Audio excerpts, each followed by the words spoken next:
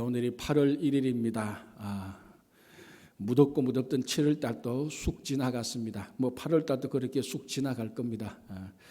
요즘 이제 사람들 만나면은 두 가지로 안부를 묻죠. 코로나 기간 동안에 어떻게 계시냐, 또 두 번째는 더운 날씨에 어떻게 계시냐, 이렇게 안부를 묻습니다. 여러분, 이 8월 달에도 더운 날씨가 예상되고 있습니다. 이 날씨 가운데, 코로나 기간 가운데 이 8월 한 달도 여러분 넉넉히 이기시도록 하나님께서 인도해 주시기 바랍니다. 자, 어제 우리 15장 전반부를 살펴봤습니다. 그러니까 14절, 15절까지 15절부터 좀 보면 좋겠습니다. 15절 이렇게 되어 있습니다. 고난받는 자는 그날이 다 험악하니 마음이 즐거운 자는 항상 잔치하느니라, 이렇게 되어 있습니다. 뒷부분 마음이 즐거운 자는 항상 잔치한다. 자, 요 말씀을 잠깐 보면은 잔치하는 자는 항상 마음이 즐겁다, 이렇게 말하지 않습니다. 바꾸어 놨죠. 마음이 즐거운 자는 항상 잔치를 합니다. 그러니까 잔치를 해야 마음이 즐거운 게 아니고 마음이 즐거우니까 잔치를 한다는 것입니다. 제가 늘 말씀드리지만 행복하니까 웃는다, 이게 아니고 웃으면 행복해요. 복이 오면은 웃는다가 아니고 웃으면 복이 와요. 웃으면 복이 와요. 옛날에 많이 들어봤지 않습니까? 유명한 코미디 프로그램이었지 않습니까? 저는 가끔 이제 신방 가서도 그 얘기를 합니다. 웃으면 복이 온다고. 복이 오면 웃는 게 아니고 복이 오면 웃는다, 이게 아니고 웃으면 복이 온다. 마음이 즐거운 자가 잔치를 여는 겁니다. 재물이 많다고 해서, 집이 넓다고 해서 잔치를 여는 게 아니에요. 우리 주변에 보십시오. 구중궁궐에 그 떡하니 있어도 잔치 여는 사람이 있습니까? 아니잖아요. 마음이 즐거우니까 집이 크든 적든 재물이 있든 없든 마음이 즐거운 자가 잔치를 열고, 잔치를 열면 또 마음이 즐거워지는 거예요. 이 성도의 삶의 풍성함이죠. 그러니까 무슨 좋은 일이 있어야 행복하다, 이게 아니고 그냥 행복하면은 좋은 일이 또 찾아오는 겁니다. 그죠? 그래서 오늘 여기 이 순서, 마음이 즐거운 자는 잔치를 한다. 오늘도 여러분들이 매일매일 잔치하는 삶을 사시기를 바랍니다. 자, 16절. 가산이 적어도 여호와를 경외하는 것이 크게 부하고 번뇌하는 것보다 나으니라. 자, 가산이 적어도, 가난하여도 여호와를 경외하는 것이 크게 부하고 재물이 많아도 하나님을 경외하지 않고 괴로워하는 삶보다 낫다는 겁니다. 자, 오해하면 안 되는 것이 여기서 가난을 강조한 것이 아니고 그 가난을 뛰어넘는 여호와를 경외하는 것에 강조가 있습니다. 그러니까 가난하고 부하고 이거보다, 비록 가난하다 할지라도 여호와를 경외한다면은 가난과 부함, 물질의 많고 적음을 다 초월할 수 있다는 것을 말하고 있습니다. 그러나 자기가 아무리 부해도 여호와를 경외하지 않고 번뇌한다면은, 괴로워한다면은 가난하면서도 여호와를 경외하는 것보다는 훨씬 못하다는 겁니다. 그리고 우리 삶의 초점은, 여기서 초점은 여호와를 경외하는 것입니다. 자, 그다음 17절하고 같이 보면서 좀 더 보충 설명하겠습니다. 17절이 이렇게 되어 있습니다. 채소를 먹으며 서로 사랑하는 것이 살찐 소를 먹으며 서로 미워하는 것보다 나으니라. 자, 이 말이, 이 17절 이 말이, 그리고 16절 17절 이 말이 가난을 정당화해 주는 말이 아닙니다. 가끔 이제 물론 16절 17절 읽으면은 가난해도 여호와를 경외하고 가난해도 화목하면 됩니다. 그건 분명히 맞습니다. 그렇다고 해서 가난한 사람이 이 구절을 보면서 와, 가난해도 되잖아, 이 초점이 가난이 아닙니다. 초점은 여호와를 경외하는 것에 초점이 있고, 초점은 서로 화목하는 것에 초점이 있는 것입니다. 왜 지금 제가 이 가난을 자꾸 부정적으로 여기는가 하면, 여기서 가난에 초점을 맞추어 버리면 여호와를 경외하는 것과 화목하는 것이 희미해집니다. 자꾸 마음의 무게가, 신앙의 무게가 가난해도 괜찮아 이게 지금 말하는 게 아닙니다. 어떻게 하든지 여호와를 경외하는 것, 화목하는 것, 거기에 초점이 있는 것입니다. 그래서 가난한 아버지가 아들한테 야, 잠은 봐라, 가난해도 괜찮잖아, 그렇게 자꾸 이 말씀을 뭐라 그럽니까, 좀 비겁하게 정당화해서는 안 됩니다. 자, 여기 봐라, 여호와를 경외하고 있잖아, 여기 봐라, 화목하는 게 맞잖아, 이 말을 해야 되는 겁니다. 가난하든 부하든. 그래서 17절에 채소를 먹으면, 자 여기서 채소를 먹는다는 것이 이제 부자가 아니라는 의미죠. 가난하여도 채소를 먹으며 서로 사랑하는 것이, 화목하는 것이 살찐 소를 먹으며 서로 미워하는 것보다 낫다. 그러니까 부하게 살지만은 서로 미워하는 것보다 낫다. 그러니까 우리가 앞에 놓인 채소 하나를 먹더라도, 고기 한 점을 먹더라도 무엇을 먹느냐가 중요한 게 아니고 누구와 어떻게 먹느냐, 이게 중요한 것이죠. 정말 진수성찬을 앞에 차려놓고도 내가 화목하지 못하는, 내가 미워하는 사람과 함께 그 식탁을 먹는다면 그 진수성찬이 아무런 의미가 없는 것이죠. 그래서 무엇을 먹느냐가 아니고 어떤 상태에서 어떤 사람과 먹느냐가 훨씬 더 중요한 것입니다. 특별히 17절 살찐 소를 먹으며 서로 미워하는 것, 이게 이제 제일 이제 쉽게 예를 들자면은 한국의 이제 그 재벌 기업의 자녀들 그 유산 문제, 상속 문제, 경영권 문제로 심심하면은 터집니다. 심심하면은 터져. 여러분 뭐 저보다 더 잘 알지 않습니까? 지금 한국에서 심심하면 터지는 이 상속 경영권 문제로 두 기업이 있지 않습니까? 롯데하고 대한항공. 맞죠? 롯데는 형하고 동생하고 찢고 뽑고 싸웁니다. 형은 일본 있고 동생은 한국 있고. 이게 원수도 보니까 원수도 그런 원수가 없어요. 한 핏줄인데 형하고 동생하고 평생을 서로 도닥거리며 서로 함께 해도 모자랄 인생인데 형하고 동생이 원수도 그런 원수도 없습니다. 살찐 소를 먹는데 각자 집에 가면 전부 다 살찐 소를 먹는데 서로 그 마음속에는 미워함이 있죠. 대한항공은 어떻습니까? 이 형 동생이 아니라 형제 자매 엄마 아버지 아버지는 빼고 아버지가 경영권을 문제, 엄마 형제 자매 찢고 뽑고 싸우고 정말로 이 살찐 소들을 먹으면서 싸우는 것. 우리나라 역사도 그렇지 않습니까? 조선시대 초기 때 보십시오. 왕권을 두고 왕자리를 두고 왕자들이 얼마나 형제 자매를 죽입니까? 특별히 조선시대 객관적인 역사를 봐도 그 태종이 되는 이방원이가 다 죽이잖아요. 그 나라를 뭐 좋은 의미로 나라를 왕권을 평정하기 위해서. 그래서 1차 왕자의 난, 2차 왕자의 난에서 엄청난 형제들끼리 피를 흘리는 겁니다. 그 살찐 소를 먹지만은 각자 집에서 차려지는 진수성찬을 먹지만은 그 소를 그 진수성찬을 먹으면서도 마음속에는 누가 누구를 어떻게 할까 계략을 꾸미며 그 계략을 피해야 되고 그런 가정에 화목이라는 것이 전혀 없습니다. 화목하는 가정이 없죠. 그래서 여기는 화목하는 가정, 여호와를 경외하는 것. 자, 여러분 한번 생각해 보시죠. 우리 신앙의 가장 기초적인 두 가지 사실이 뭡니까? 여호와를 경외하는 것. 그리고 이 가정하는 그리고 화목한 가정을 이루는 것. 이게 우리 신앙생활의 가장 기초 단위입니다. 사람을 따지면 세포, 셀 하나에 해당하죠. 여호와를 경외하는 것. 하나님 그리고 아름다운 화목하는 가정을 이루는 것. 그게 지금 잠언 16장 17절. 이것을 지키기 위하여서 여호와를 경외하는 것을 지키기 위하여서는 가난해도 괜찮다는 겁니다. 가난을 정당화하는 게 아니고 여호와를 내가 지키기 위하여서 가난해도 괜찮고 화목하는 과정, 이 화목한 가정을 이루기 위해서 물질을 포기해도 괜찮다는 겁니다. 그래서 이 잠언이 말하는 이 하나님의 지혜가 얼마나 우리 삶에 실제적입니까? 여호와를 경외하는 것, 화목한 가정을 이루는 것. 이게 우리 성도들이 살아갈 때 가장 기초적인 아름다움입니다. 이것만 잘 돼도, 이것만 우리가 이민사회 살 때 잘 돼도 이 미국 사회를 든든히 지켜주는 대들보 역할을 할 수 있는 것입니다. 지금 미국 가정 보십시오. 정말 온전한 가정이 없습니다. 온전한 가정이 미국의 가정들. 화목하는 가정이 없습니다. 특히 부부 간에, 자녀 간에. 그러니까 우리 이민자들이, 우리 성도들이 여기 와서 여호와를 경외하고 화목하는 가정만 딱 이루고 있어도 흔들리고 무너져가는 미국을 꽉 지킬 수 있는 대들보 역할을 할 수 있는 것입니다. 자, 18절 볼까요?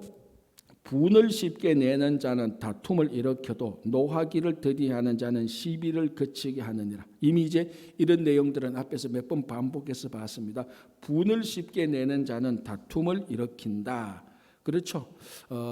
화를 내는데 왜 거기 다툼이 없겠습니까? 그렇죠. 거기는 항상 다툼이 있고요. 그런데 이제 여기에서 노하기를 더디하는 자는 시비를 그치게 한다.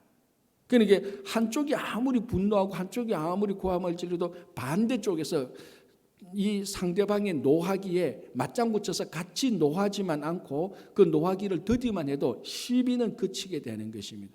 이제 여기에 노하기를 더디하는 것에 있어서 우리는 뭡니까? 인내가 필요합니다. 참아야 됩니다. 그러니까 다툼이 끝나고 다툼이 물러가고 시비가 그치게 될 때 거기에 평화가 이루어지는 것입니다. 여러분, 모든 평화에는요 반드시 인내가 들어가야 됩니다. 국가 간의 평화에도 인내가 들어가야 되고요, 이웃과 같이 평화를 유지하기 위해서도 반드시 인내가 필요합니다. 인내 없이 평화를 성취하겠다, 그거는 이루어질 수 없는 것입니다. 어떤 종류의 어느 쪽에서든 인내가 꼭 필요합니다. 그래야 평화가 이루어지는 겁니다. 그렇죠? 자, 19절 볼까요? 게으른 자의 길은 가시 울타리 같으나 정직한 자의 길은 대로니라. 한마디로 말하면 19절은 심은 대로 거둔다는 겁니다.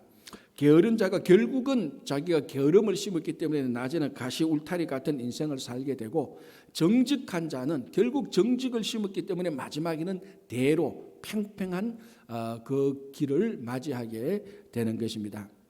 자, 여러분, 여기서 우리가 한 가지 알 것은요, 정직한 자의 길은 대로인데 이 정직하게 실제로 살아가 보면요, 그 현실과 현재에서 어떻게 보면은 우직스럽게 보여요. 좀 미련하게 보여요. 정직하게 산다는 것이. 그래서 어떨 때는 사람들한테 좀 멍청하다고 오해도 받기도 하고, 아유 저런 사람이 무엇을 하겠어라고 무시당하기도 합니다. 그러나 결국 마지막에 열매를 얻는 것은 정직한 자입니다. 정직한 자, 정직을 심으면 반드시 큰 길, 평평한 대로를 얻게 되는 것입니다. 여기에도 인내가 들어가는 것이죠. 성도가 정직하게 살려고 할 때 인내가 기본적으로 깔려 있어야 됩니다. 정직하게 살 때 오해도 받고, 정직하게 살 때 당장의 열매는 없지만 결국 마지막에는 대로가 열리게 되는 것입니다. 게으른 자는 지금 편하고 좋지요. 만사가 좋지요. 그러나 마지막에는 반드시 가시 울타리 같은 삶이 주어질 것이다 라고 얘기를 합니다. 자, 21절 볼까요? 20절은 우리가 앞에서 많이 봤고요, 그죠? 21절, 무지한 자는 미련한 것을 절개하여도 명철한 자는 그 길을 바르게 하느니라 라고 말합니다. 무지한 자는 미련한 것을 절개한다. 자, 여기서 무지하고 미련하고 어리석고, 이것은 다시 말씀드리지만 세상에서 말하는 그 기준하고는 상관없다 그랬습니다. 똑똑하고 약삭 빠르고 재치 있고 그런 걸 의미하지 않습니다. 이 신앙의 관점이죠.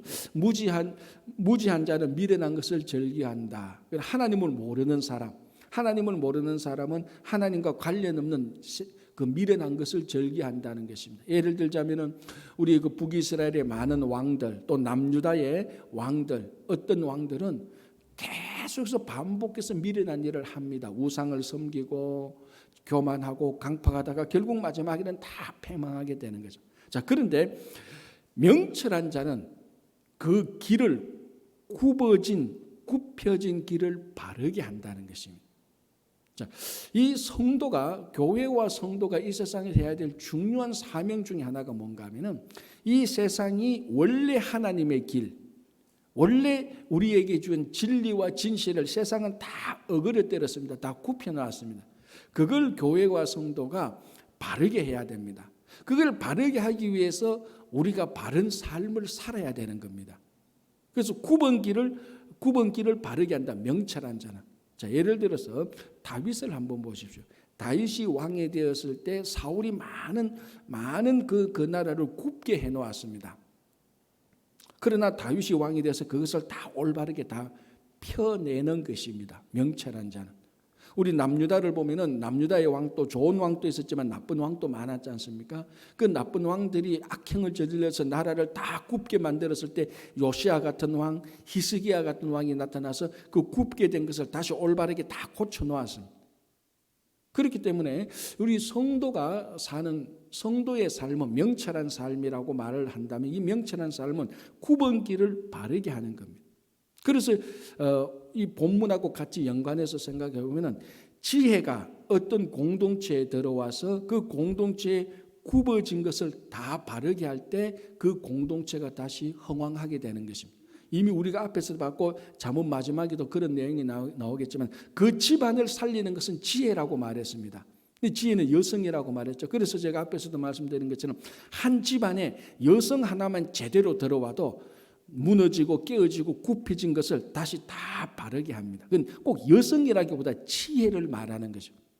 자, 이 세상에 예수님께서 이 세상에 오실 때는 어둠 중에 어둠이었습니다. 특별히 그 중동 지역, 가나안 지역, 로마 지역은 로마라는 나라가 제국을 마련하면서 이 세상에 원래 하나님의 가치, 원래 하나님 나라를 이루어야 되는 것을 로마가 제국을 만들어놔서 인간의 나라를 만들어놔서 하나님의 나라를 인간의 나라로 싹 다 바꿔놨습니다. 가치와 삶의 목적을 완전 우리가 말하는 세상적 인간적으로 다 바꾸어놨습니다. 그걸 세상의 역사는 그냥 좋게 말해서 로마의 평화다라고 말하지만 그 로마의 평화는 사실 인간의 평화고 세상의 평화죠. 로마의 평화를 보십시오. 그 로마의 평화를 지키기 위해서 엄청난 사람들의 엄청난 노예들 식민지의 희생과 강요된 핍박과 억압이 있었습니다. 그러니까 그 당시 사람은 세상이 다 이게 어그러진 겁니다. 그때 지혜 되시는 예수님께서 이 땅에 오셔서 굽은 길을 바르게 펴기 시작합니다. 그때부터 하나님의 나라가 시작되기 시작한 완성된 하나님의 나라가 시작되는 것이죠. 가장 명철한 자, 가장 지혜 그 자신 예수님께서 이 땅에 오셔서 굽은 길을 바르게 하는 거예요.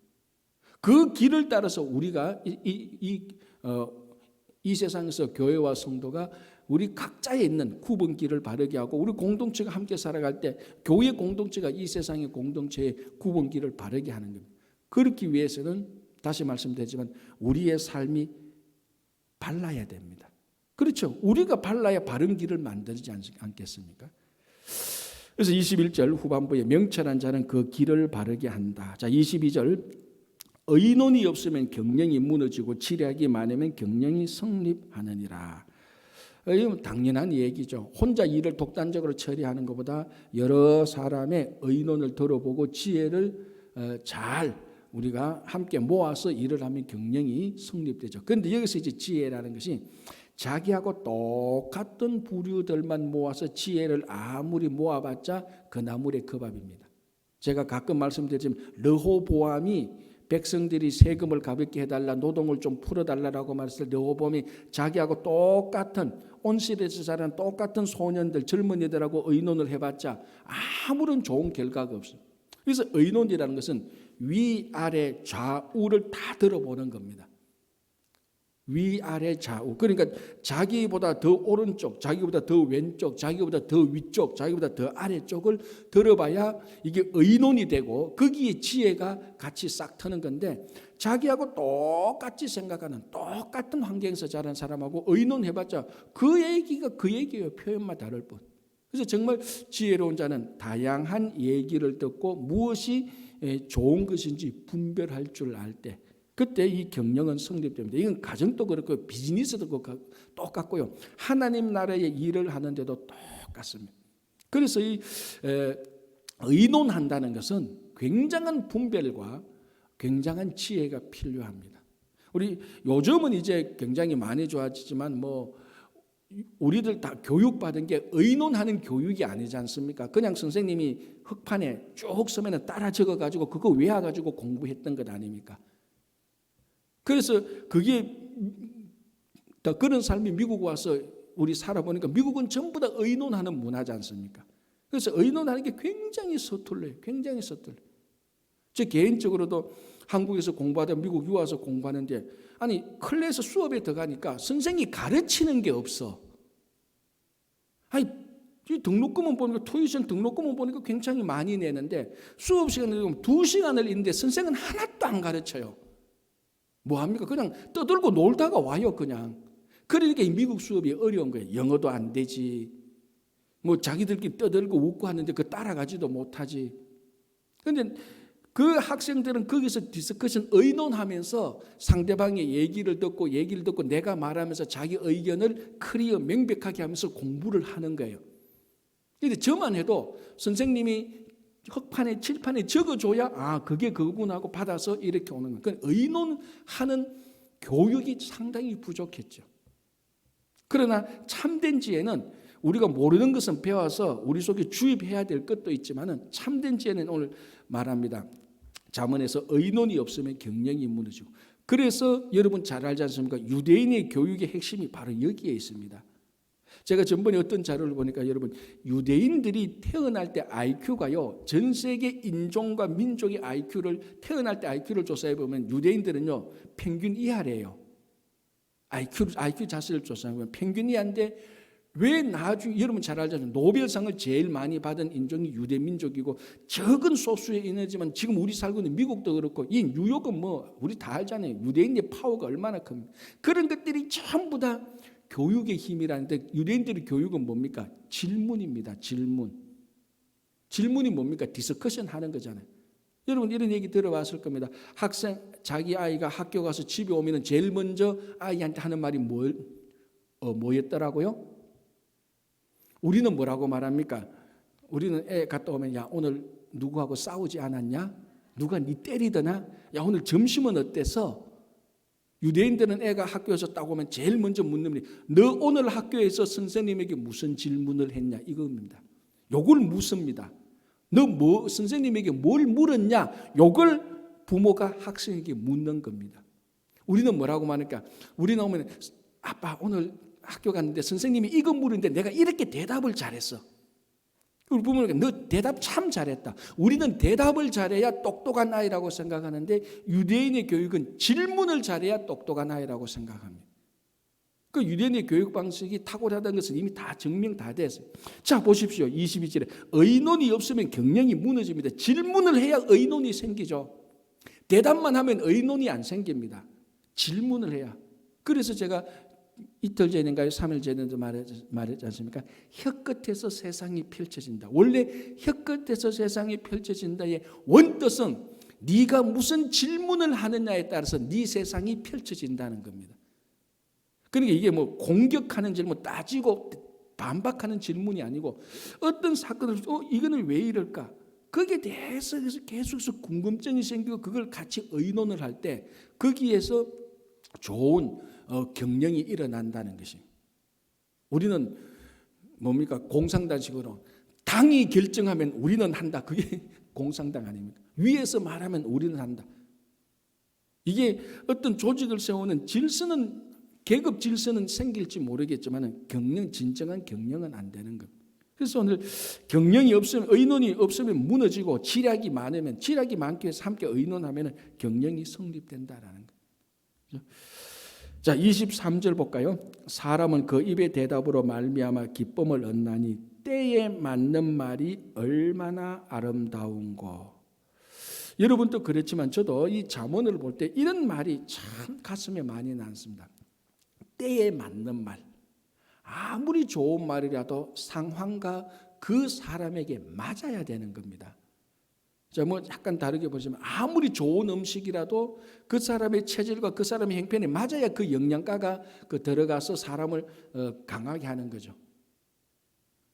자, 제 경우에, 근데 제가 한국에서 이제 부목사로 섬길 때 교구를 맡다 보니까 일이 많죠. 또 어떻게 보면 옆에 교구에는 더 일이 많은데, 옆에 교구에서 그 경조사가 막 터질 때 가서 도와주기도 합니다. 한 번에 진짜로 그랬어요. 점심 때 결혼식하고 저녁 때 입간 예배라 그러죠. 한국에서는 입간 예배 드리는 건 다 갔는데, 어떻게 하다 보니까 담임 목사님이 출타 중에서 제가 부목사일 때 어떻게 하다 보니까 우리 교구였으니까 이제 입간 예배하고 이제 찾아오신 분들한테 인사를 하는데, 어떻게 인사했습니까? 오늘 입간 예배에 오신 모든 하객들에게 진심으로 감사합니다. 이때는 웃어야 되는 겁니다. 여러분, 이런 적당한 상황에도 웃어도 줘야 돼요. 하객이 아니고 조객이죠, 그죠? 왜냐하면 점심때에 점심시간에 결혼식 할 때 하객했던 말이 있는 거예요. 그걸 못 지우고 찾아온 사람은 그냥 하객이다 그 생각하고, 이 장례식 때는 오늘 오신 그 조객 여러분들에게 진심으로 감사합니다 이렇게 말해야 되는데, 하객이란 말이 좋은 말이죠. 축하로 온 사람, 얼마나 좋은 말이에요. 그런데 그게 장례식의 이 상황에 서면은 안 되는 거예요. 때에 따라 맞는 말이 있습니다. 제가 전에도 얘기했잖아요. 제 손을 보면서 야, 네 손 보니까 소매치기 하면 딱 좋은 손이겠다. 이게 도둑들한테는 칭찬이지만 목사한테 목사 손 보고 소매치기 하기 좋은 손이라 이게 칭찬입니까? 욕이죠. 자, 때에 말을 잘한다는 것은 그 사람이 말을 잘한다는 것은 유명한 명언을 쏟아내거나 다른 어떤 학적인 말을 하거나 그게 말 잘하는 게 아닙니다. 단어 어려운 말 쓴다고 해서 말을 잘하는 게 아니죠. 그 때에 맞게 그 상황과 이 사람에 맞도록 얘기를 하는 게 말을 잘하는 겁니다. 6살짜리 아이 갖다 놓고 하버드 대학 교수가 대학생 가르치듯이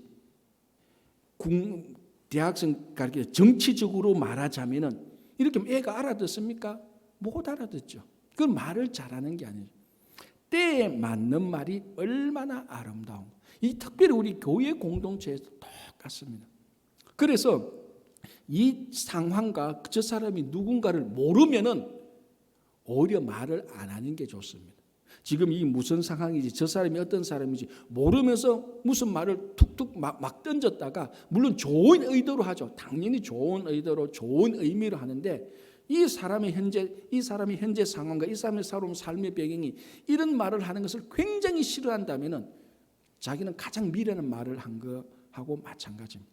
그래서 때에 따라 때에 맞는 말입니다. 그냥 무작정 좋은 말이 아니고 그게 얼마나 아름다운 거라고 말했습니다. 자, 24절 볼까요? 지혜로운 자는 위로 향한 생명길로 말미암음으로 그 아래에 있는 서울을 떠나게 되느니라. 서울은 죽음의 장소라고 말했습니다. 지혜로운 자는 위로 향한 생명길로 말미암아. 이 지혜로운 자, 우리 예수 그리스도를 섬기는 자, 우리 다양하게 말씀할 수 있죠. 자, 골로새서 3장 1절 2절 보면요, 예수 그리스도와 함께 죽었다가 다시 살리심을 받았으면은 어디 것을 찾아라? 위의 것을 찾아라. 그리스도와 함께 죽었다가 그리스도와 함께 다시 살아났다면 위의 것을 찾아라. 그 위에 예수 그리스도가 계신다. 그래서 이 땅에 있는 지체를 죽일 수 있다고 말을 하는 것이죠. 자, 오늘 보십시오. 지혜로운 자는 위로 향한 생명길을 찾기 때문에 서울, 자, 일반적으로 서울이라는 것은 저 지하에 있는 죽음의 장소의 개념입니다. 그러니까 천국은 하늘나라는 위에 있고 지옥은 아래에 있죠. 그게 우리 개념입니다. 자, 이게 진짜로 실제적으로 물리적인 공간으로 그렇다는 게 아닙니다. 그러나 이 상징적으로 지하 땅속은 서울이고 위쪽 하늘은 우리말로 하면 천국 하나님의 나라입니다. 지혜로운 자는 초점을 땅속에 두지 않고 위에 두고 있다는 겁니다. 그래서 사도 바울이 골로새서에서 그리스도와 함께 죽었다가 땅속에 들어갔다가 죽음의 장소 갔다가 부활해서 다시 살았으면은 너희 마음을 위의 것을 찾아라는 것입니다. 땅에 있지만은, 땅에 살고 있지만은, 자, 이 땅이라는 것은 어떻게 보면 중간 지점이죠. 땅속과 지하와 하늘의 중간 지점입니다. 땅에 산다는 것은. 이 중간에서 지혜로운 자는 초점을 아래에 두는 것이 아니고 위에 둔다는 것입니다. 그래서 우리가 늘 하나님 나라에 대한 하늘나라에 대한 소망을 가지고 살지 않습니까? 영생에 대한 소망을 가지고 살지 않습니까? 그러니까 지혜로운 자는 늘 매일매일 매사회 삶의 초점을 영생과 하늘나라에 초점을 맞추면 자동적으로 지하 땅속에 있는 것에 얽매이지 않습니다. 얽매이지 않습니다. 그래서 지혜로운 자는 위로 향한 생명길로 말미암아 지혜로운 자는 하늘나라에 대한 소망을 두고 거기에 초점을 두기 때문에 그 아래에 있는 지하에 있는 땅, 서울, 죽음의 장소를 자연적으로 벗어나게 된다라는 것입니다. 그러니까 어떻게 보면 지혜로운 자는 마음을 어디에 두느냐, 하늘에 두느냐, 땅속에 두느냐, 그게 지혜로운 자의 지혜로운 자의 분별하는 법입니다. 자, 여러분 어제 하루 그리고 월화수목금 살았습니다. 자, 지난 5일 동안 그리고 어제 하루 살면서 정말 여러분들의 마음이 어디에 있었습니까? 하루를 시작하고 하루를 마치고 하루를 한참 진행하는 점심시간 이때에 단 몇 번만이라도 내 마음이 하늘나라에 대한 소망을 두고 그 하늘나라에 대한 확신을 가질 때 마음이 즐겁고 기쁠 때, 그래서 이 땅에 살 때 일이 좀 잘 안 되더라도 내 마음대로 일이 진행되지 않더라도 내 마음의 초점이 내 마음의 소망이 하늘나라에 있기 때문에 이 땅에서 살아가는 일을 초월할 수 있는, 그래서 평화를 가질 수 있는 그런 사람이 지혜로운 사람이죠. 그게 예수 그리스도, 예수님을 믿는 마음상에 이루어지는 평화입니다. 평강이죠. 이 땅에 살고 있지만. 그래서 마음의 초점이 어디에 있느냐에 따라서 지혜로운 자다 아니다가 다 분별이 되는 겁니다.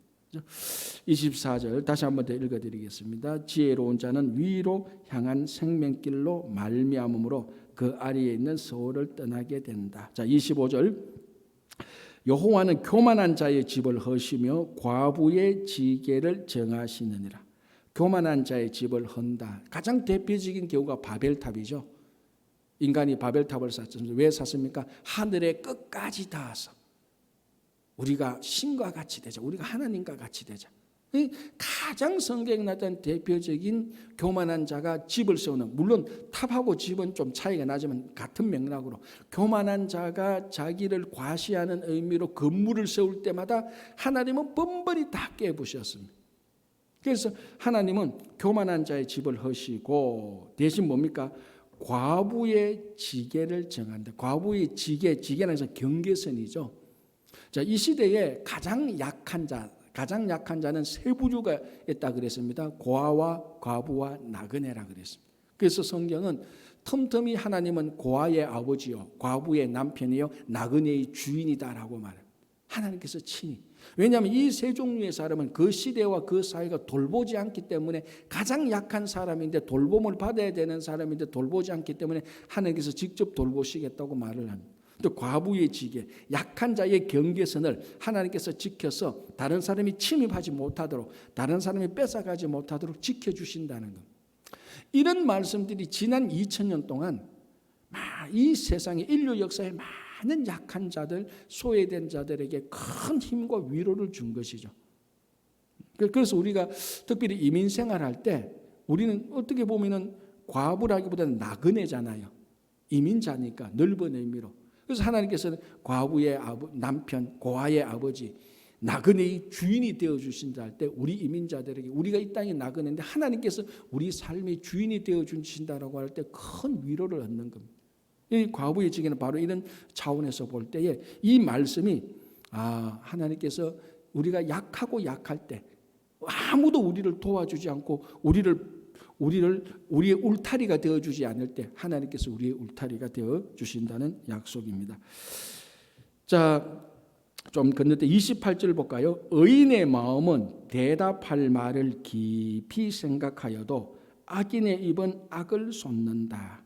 자, 이 말은 뭔가 하면 의인은 생각하고 깊이 생각하고 말을 합니다.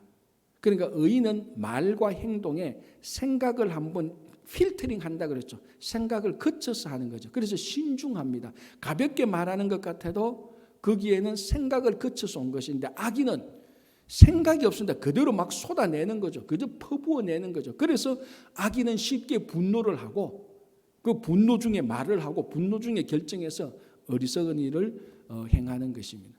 이런 말이 있습니다. 생각 없이 살면 생각하는 대로 살아라. 생각 없이 살면은 사는 대로 생각한다. 그러니까 막 사는 겁니다. 생각 없이 살면은 막 살게 되는 거죠. 막 살면은 막 사는 대로 생각하는 거예요. 그래서 한때, 요즘은 말이죠, 한때는 생각하는 그리스도인, 이 문구가 좀 유행했습니다. 생각하는 그리스도인. 왜냐하면 어떨 때는 너무 그리스도인이 생각 없이, 아무 생각 없이 그냥 이렇게 살아가는 것보다는 정말 이 말씀을 생각하고 예수 그리스도를 생각하고 생각하는, 사실 어떻게 보면 성숙한 성도라는 것은 깊이 생각하고 그 생각을 거친 다음에 말하고 행동하는 겁니다. 그 생각이 없으면 막 사는 대로 생각하는 거예요. 막 사는 대로 생각하죠. 막 사는 대로 생각한 그대로 살면 계속 이게 악순환에서 엉망진창이 되는 거예요.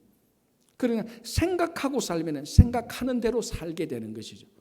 그래서 오늘 뭐라고 말합니까? 의인의 마음은 대답할 말을 깊이 생각한다. 그러나 악인의 입은 악을 쏟아낸다. 생각 없이 쏟아낸다는 거죠. 자, 30절 눈이 밝은 것은 마음을 기쁘게 하고 그 다음에 좋은 기별은 뼈를 윤택하게 한다. 이 뼈를 윤택하게 한다는 것은 뼈까지 윤택하게 한다는 것입니다. 여러분 우리가 정말로 원한이 맺힐 때 뭐라고 말합니까? 한국말로 뼛속, 좀 유식한 말로 골수에 사무친다. 그렇잖아요. 분통하고 정말 원할 때 표현, 문학적인 표현이 골수에 사무친다. 뼛속까지 사무친다. 얼마나 깊이 배였으면 뼛속까지 사무친다. 골수에 사무친다까지 말합니다. 그런데 오늘 그 표현이 잠언에 있는 거예요. 좋은 기별은 뼛속까지 윤택하게 한다는 겁니다. 골수에 원한이 사무치는 게 아니고 골수까지 윤택하게 한다. 무엇이? 좋은 기별. 무엇이 좋은 기별입니까? 복음. 복음이잖아요. 굿뉴스. 복음은 정말로 복음은 뼛속까지 기쁨을 주는 겁니다. 그런데 많은 성도들이 한 달, 1년을 살아도 한 번도 복음 때문에 얼굴에 미소가 번지는 것이 없다. 그건 진짜 문제죠. 평범한 삶을 살아가도 복음, 굿뉴스, 좋은 소식 그걸 생각하면은 얼굴이 아니고 살이 아니고 뼛속까지 풍성한 삶을 살게 되는 것. 그게 진짜 지혜자죠. 진짜 지혜입니다. 여러분 좋은 소식이 내 뼛속까지 윤택하게 하는 것, 그걸 세상이 어떻게 막을 수가 있습니까? 세상이 막을 수가 없습니다. 좋은 소식이 내 뼛속까지 윤택하게 기쁨을 주는데 세상이 무슨 일을 해도 이 기쁨을 빼앗아갈 수가 없는 것입니다. 그래서 우리 지난 기독교 2000년 동안 극단적으로 많은 순교자들을 보십시오. 그 순교자들은 복음, 예수 그리스도의 그 사실, 그게 뼛속까지 자기 생명이 되는 사람들입니다. 그건 세상의 어떤 폭력과 어떤 힘과 어떤 무기를 써도 뺏어가지 못합니다. 그래서 우리가 그걸 다름게 마음속에 있는 평화라고 말하는데 오늘 잠언은 뼛속까지, 뼈를 윤택하는데 뼛속까지 기쁨을 준다는 것이. 그래서 오늘 정말 우리가 한번 살아가면서 이 복음이, 여러분 우리가 이민생활을 살면서 원한과 아픔과 상처로 골수에 사무친 적은 있을 겁니다. 지금도 좀 여러분 가운데 그런 케이스가 있을 수 있을 겁니다. 그때 그 일만 생각하면 골수 뼛속까지 찌끈거리는 기분 나쁘고 악한 일들이 있습니다. 그걸 어떻게 치유하겠습니까? 복음이 뼛속까지 들어와서 기쁨으로 차오를 때 골수에 사무친 원한이 다 사라집니다. 좋은 기별밖에 없는 좋은 소식을 듣는 것. 예수께서 우리를 구원하셨다는 가장 좋은 소식. 이 복음이 여러분들 복음이 골수까지 사무쳐서 풍성한 삶을 사시기 바랍니다. 기도하겠습니다.